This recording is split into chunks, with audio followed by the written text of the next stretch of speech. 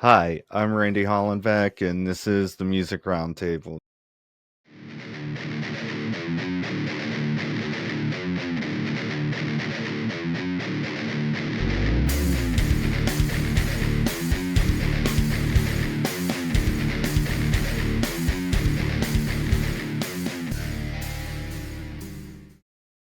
Today on the show, we have Nick and Jake from emo pop punk band Crash Nebula. Hi. Thanks for having us on the show. What's up?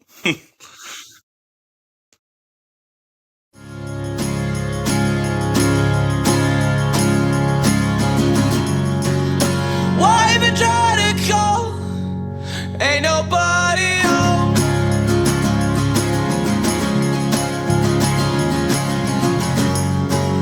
We left the TV on so the house didn't feel alone.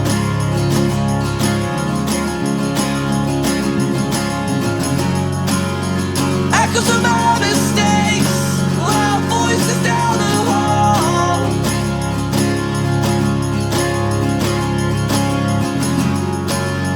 Trinkets off the shelf now, living in the walls. I'm going to just start out with like some easy, cool, laid back questions. What was the first album you ever bought? I was 10 years old. My mom took me to Walmart, and I ended up getting 3 albums. I got AC/DC's Back in Black, Highway to Hell, and AC/DC's Power Ridge. I was the biggest AC/DC fan, and they had all their albums on sale at Walmart, so I was 10 years old, the biggest AC/DC fan ever, and it wasn't my first album. I mean, I had 3 first albums, so that was it for me. Yeah, for me, it was actually High Voltage, AC/DC's debut album. Yeah. Well, because my dad already had Back in Black. He already had Highway to Hell. I don't think he had Power Ridge, but we had Dirty Deeds on Dirt Cheap. And the only one I was missing from the Bon Scott era, I think, was the first one, High Voltage. Yeah. I know them all. I'm an AC/DC trivia guy. It's pretty embarrassing, to be honest. Yeah, same. Me and Jake are two of the biggest AC/DC guys, like in the whole entire music scene. We could crush anybody at AC/DC trivia night.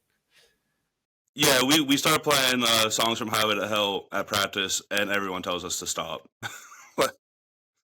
Yeah, they're all like the B side, like the deep cuts too. Walk All Over You, Girls Got Rhythm. Oh, so good. I'm sorry. I'm embarrassed because I love AC/DC that much. That was my favorite album of all time. Like growing up, you know, Highway to Hell is always going to be number one for me. Okay. First concert you attended? Again, this is going to be embarrassing. AC/DC, Mellon Arena 2008 for their Black Ice tour. Hell yeah, dude. It didn't go away. It didn't go away whenever I bought those CDs. It kept going. I missed them on that one, but my first like concert ever, it was when I was in 7th grade, and it was the first Creed reunion. The first time they did the reunion, and yeah, I saw Creed at Star Lake Amphitheater. I was at that one. Yeah, that was an awesome show, bro. Yeah, we're also big Creed fans. Jake always sound checks to the opening riff to One Last Breath on guitar, so I need to learn more Creed songs. I only know like 3, but like everyone knows just the 3, and like yeah, we're like being ironic and funny about it, but we're also not at the same time. Yeah, I like the chords for One. If you ever check out One.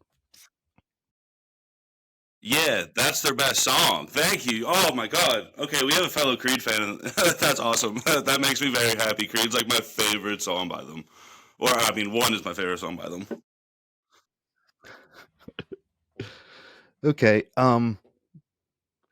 What sparked your interest into music? So when I was in 3rd grade, at the end of the year, they made every third grader try an instrument. You had to pick an instrument to try for the fourth grade. So you're gonna play an instrument in fourth grade in the band or orchestra or whatever. And they were going down the line alphabetically. And I had no idea, and I was kind of phased out, wasn't paying attention. Undiagnosed ADHD kid at 10 years old, just, in third grade, in third grade. And the kid in front of me, they asked him what instrument he wanted to try, and he said bass. Then they got to me, and I'm like, well, the kid in front of me said bass, so I'll just say bass. And I've been playing bass to this day. Almost 20 years. I don't want to say exactly how many, but a long time ago. So that was what interests my school actually would be it, yeah. And AC/DC's Highway to Hell because my dad had the CD. Once again, I watched ACDC's live at Dunnington, and there's a pose that Angus did with like a shot of the moon in the background. I actually got it tattooed on me, like he's getting abducted by a spaceship. But that pose right there, I saw him like just on top of the stage going like this and playing for all those people, and they're reacting to what he's doing. I instantly said, I want to do that. Like right there, I was like, yeah, let's give me a guitar or a bass. So Yeah. Jake's Facebook profile picture, he's actually doing that stance with a Hello Kitty guitar. It's pink. shout out Main Street Detour. Yeah, that's Nico's guitar. You give me a profile pic. I really appreciate that. You channeled your inner childhood Angus for that picture, dude. That was great. And I just love Hello Kitty too. Hello Kitty too, to be quite honest with you. She's so cute. Like, damn.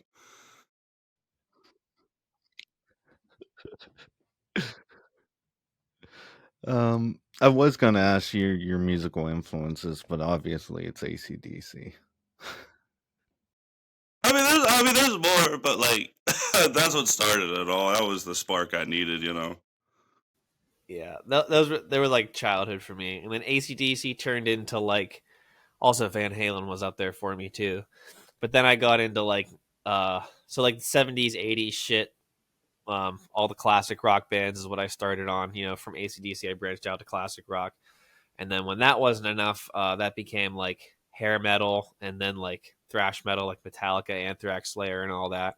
And then I got to the 90s, which was like Nirvana, Pearl Jam, basically everything that was like mainstream throughout those 3 decades.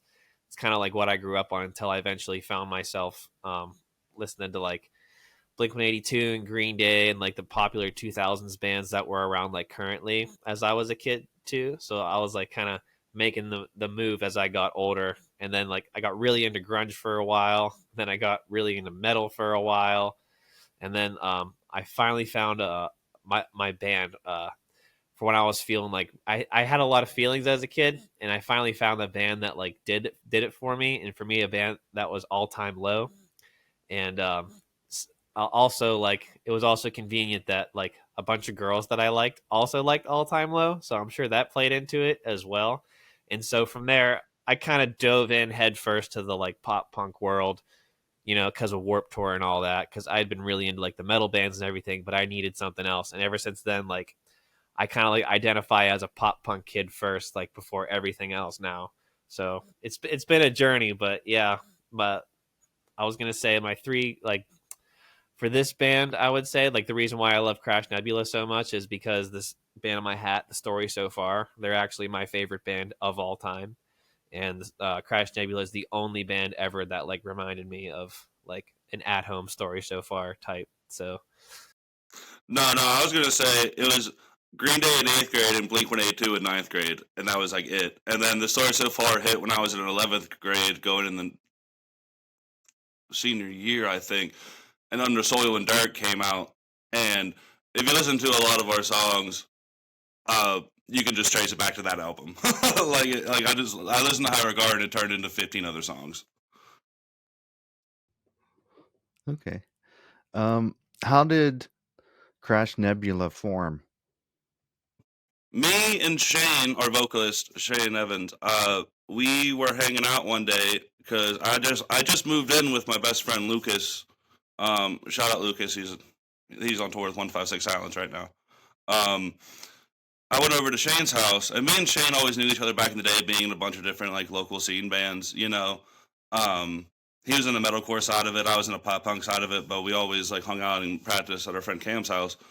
But it was kind of funny because like 2 years ago, um, we were just hanging out, me and Lucas, and he brought me over to Shane's, and Shane was trying to do pop punk stuff, and I laid out our song "Scold" because I wrote that a long time ago, and I also laid out our song "Amorous," like just demoed because I was like, "Hey, let me try to record something real quick," and he kind of just like froze, like hand on mouse, and was just like, "Is this a song already, or is this yours?" And I was like, "It's mine." And he was like, "I know people," and he instantly brought in Harry, and we just started just jamming whenever we could. And it was kind of rough going at first, just writing everything because I didn't know how to do all that, with the band. It's been so long since I was able to do that, and we kind of just slowly came together and kind of, just became our own, just slowly after that. Yeah, I didn't join till later on, till like actually like this past fall is when I started. I had played in a ska band, a local ska band called Solios for a long time, and we played shows with Crash Nebula, and that's how we got to be friends. And I've been a big supporter of the band. And then they said, "Hey, we need a bass player. Do you want to play bass?" Here I am. I saw Nick play bass for solos. I wanted his job. I wanted to be a bass player in a ska band. That was like that was my end goal of music. I wanted to be a piggyback. I wanted to piggyback playing bass in a band so bad. That was my goal. Like, Still is, bro. yeah, yeah, it still is. If anyone needs a bass player, call me. I'm not bad. How did you come up with the band name? Oh, my best friend Austin, he was cutting all of our hair. He's a barber. Um, he's cutting all of our hair outside on our roof because we have a flat, blacktop roof. And it was a beautiful summer day, and we're talking about other band names. Shane's like little, project he had going on at the time was Sunday Night Drive, and I personally didn't like it. And we were just searching for another band name, and we were talking about Fairly Odd Parents, like the Crimson Chin and all those other like side characters in the show. And someone mentioned Crash Nebula. I looked at my best friend Mikey, who was getting his. I have a lot of best friends. I'm sorry, I'm going to say that a lot. Um, um, I looked at him and said, "Hey, Crash Nebula would be a good band name," and he was like, "That would be a great band name." So the very next day when we had practice, I remember Mitch drove me, and I mentioned it to Mitch, like, "Hey, what do you think?" Mitch is our other guitar player, my other roommate, and he was like, "I mean, I'm cool with it," and everyone was just kind of cool with Crash Nebula, so we kind of just went with that. You guys just released Penny EP, and it's acoustic, and you reimagined a couple of your other songs on there, plus a new song. Can you tell me how that all came together? Like, was that new song like something you had around and you were like, well, let's reimagine a couple of our other songs being their acoustic, or how did that whole thing come about? The new song, All Alone, was I was really sad boy one night, and I kind of just sat down and like figured the song out, and I was just writing the words, and then Shane really had he had a beautiful version of our other song, Just the Same, but he chose Pressure and Weight to really do the piano version of, and we just decided to, if we're going to release it, we should probably release it with just something else and maybe just have fun with it. Um, so we had the single All Alone, which wasn't really a single, we just released it at the same time. And then he laid out pianos for Pressure and Weight, and we just did a little cool acoustic song with our one song from our second EP, Cast Aside, because we figured that song didn't get enough love, so we just decided to revisit it. And basically those are the two other songs that we like revisited, in parentheses revisited. We just decided that those are the songs that didn't get enough love from us and from other people, so we just kind of just tagged those along as a little bonus to it. But I don't think I'll ever be mature enough not to speak all the words that bury you. The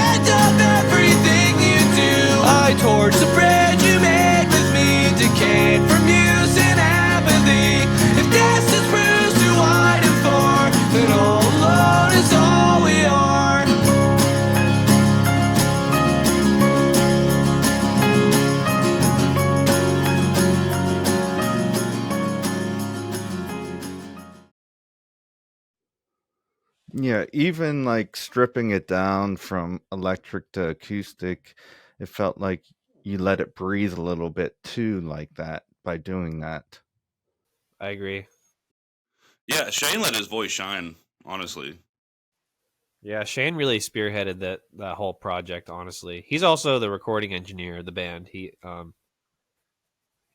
mixes everything.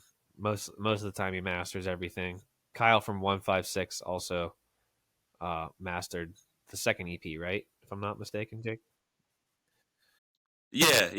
Shout out Kyle from 156 too. Yeah, he remastered the second EP, and yeah. Shane's the reason probably why we can say we are super DIY because we were able to do it all ourselves, which is super nice. Now, you went with acoustics on two of the songs, but Pressure and Weight, you decided to rearrange it in piano. Oh, that's all Shane. Yeah. Yeah, I think that was a Shane decision too. Shane's like a very talented instrumentalist as well. He doesn't play any instruments in the band; he just sings. But like, I think this is the first band that he's like just been the singer. He's been in a bunch of other bands before this where he either plays guitar or bass. But he grew up playing piano like his whole life. That was like his first instrument, I believe. So he just kind of like sat down, chunked it out. He has his old, super old piano in his house. Put a bunch of mics around it.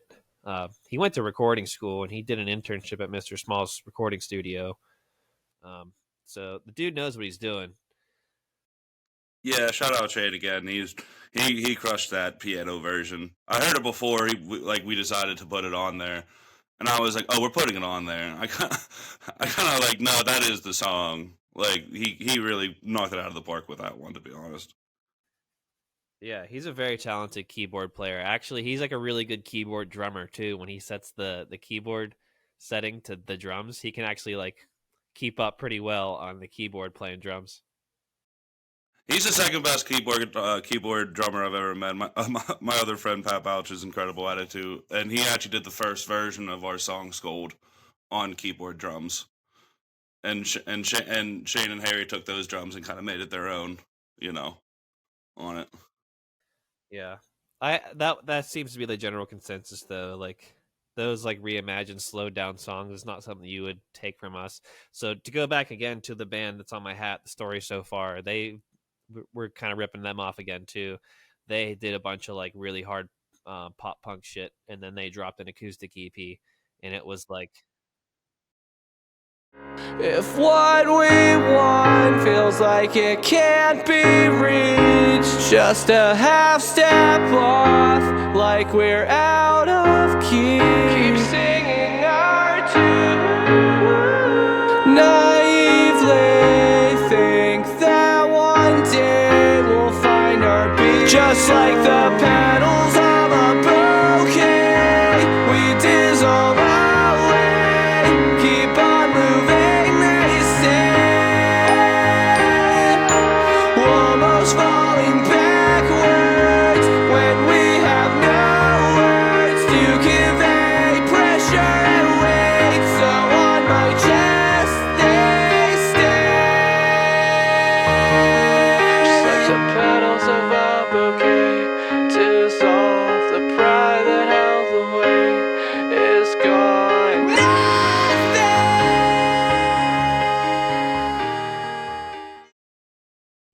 Hmm. Now, did you guys did it take a while to figure out the reimagine part of it, or were you like messing around with this while you were playing the other songs? Shane already had the piano version kind of down, and we basically just decided on "Cast Aside" as the other acoustic song, and we kind of just like made it real stripped down and like kind of bare. Yeah, I mean it was easy to pick the two other songs, just to make it easy. It didn't really drag on too much. What's your plans for this year?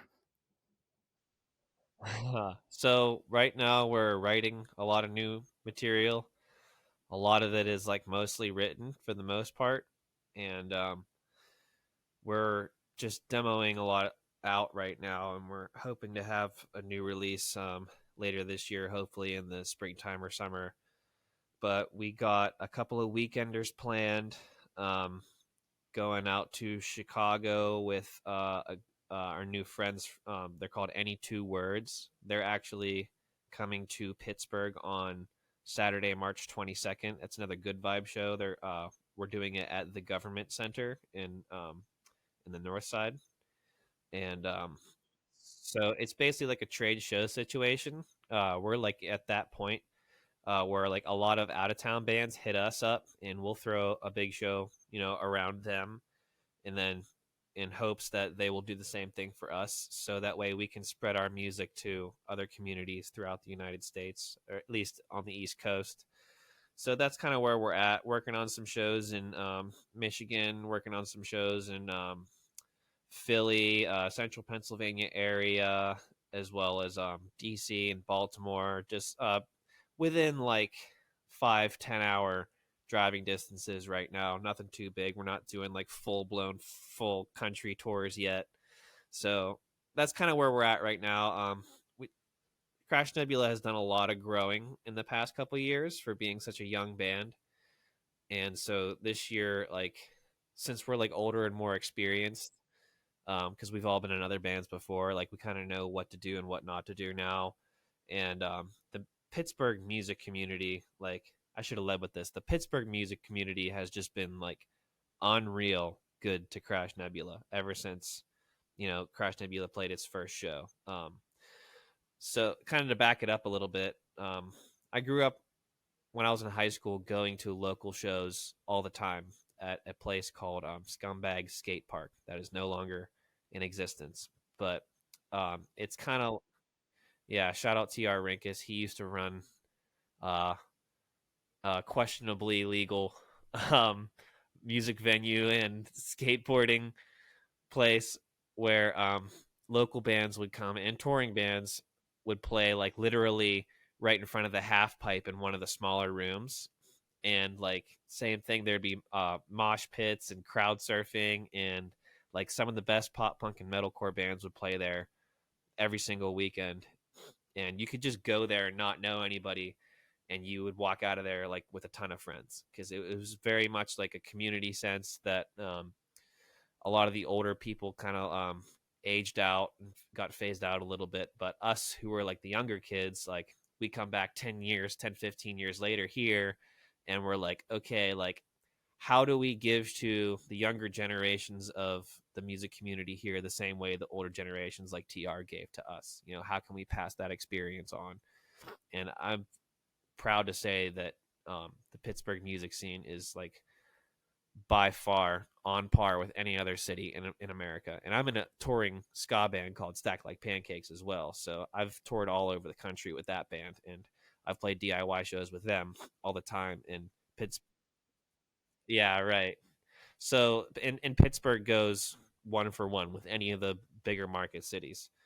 So, and that's because like people actually care here, and with people like yourself, Randy, who are, continuing to help it grow, like at, smaller communities within the larger community. That's exactly what we need. And like, I really appreciate you doing that and having us on shows like this. Like everything that we do, like as long as you are helping the community will be good to you. So I appreciate you. Sorry, that was really long-winded, but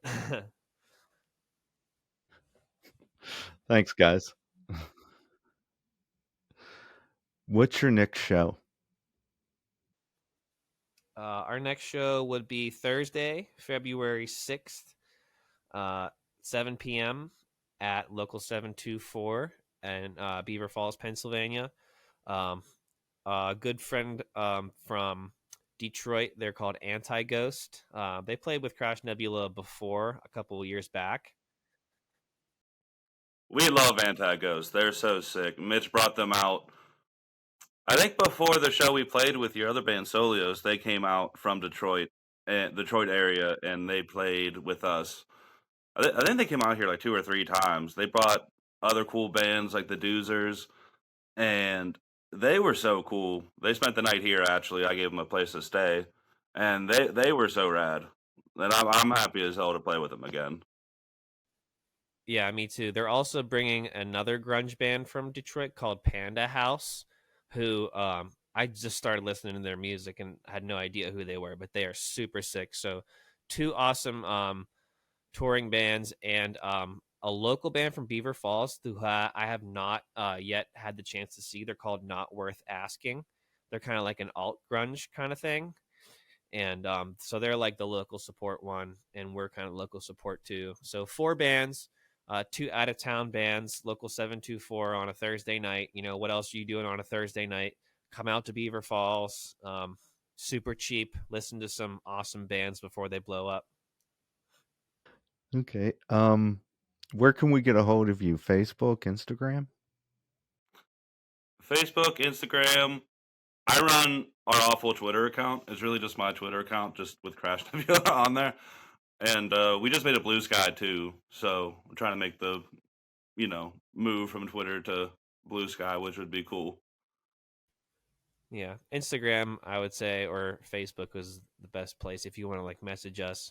We also have an email. It's Crash Nebula Band or Crash Nebula PA. I'm sorry. It's Crash Nebula PA at gmail.com. So if you want to hit us up for anything, we're always available. We always respond. Okay. That's all the questions I have. Thanks for coming on the show today. Is there anything else you'd like to add? Thanks for having us, man. We really appreciate this. Yeah, I just want to give a shout out to our homies, Good Vibe Booking, who I'm also a part of, for always giving us cool spots to play. Those next 2 shows that I mentioned are both Good Vibe shows, and we'll be doing a whole lot more in 2025. So stay tuned and follow Crash Nebula. You were not wrong.